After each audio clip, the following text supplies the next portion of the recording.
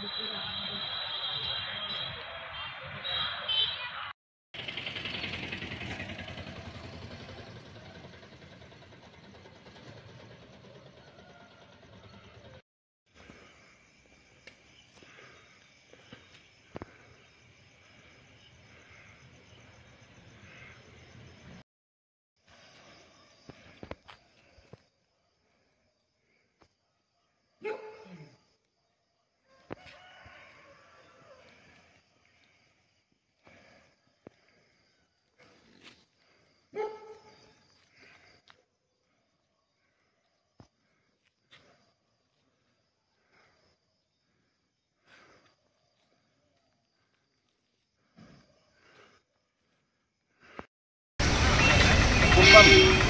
గ్రామీణ విద్యుత్ సహకార సేవా సంస్థకు ఎంతో చరిత్ర కలిగి ఉంది.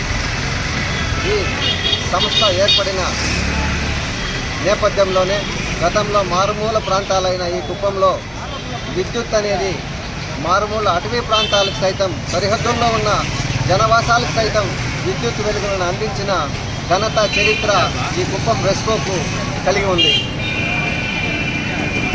ఈ మధ్యకాలంలో కుప్పం గ్రామీణ విద్యుత్ సహకార సంస్థ పరిధిని మరింతగా కూడా విస్తరించి విద్యుత్ సేవలను అందిస్తుండడం గమనార్హం, అభినందనీయం.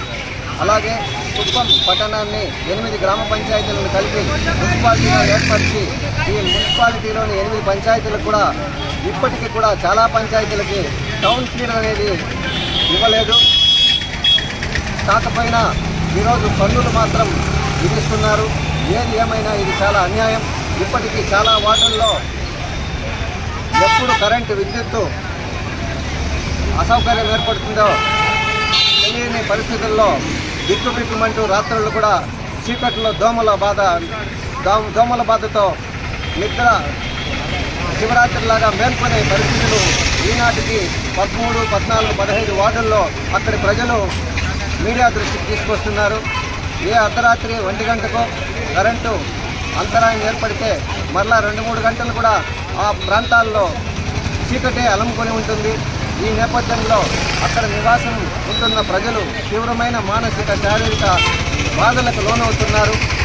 రెస్కో అధికారులు కూడా ఈ అంతరాయాలకు సంబంధిత అధికారులను, శాఖాధికారులను అడిగితే వారు నిర్లక్ష్యపు ధోరణిలో పొంతనలేని సమాధానాలు చెప్పడం చూస్తుంటే చాలా ఇది బాధాకరం.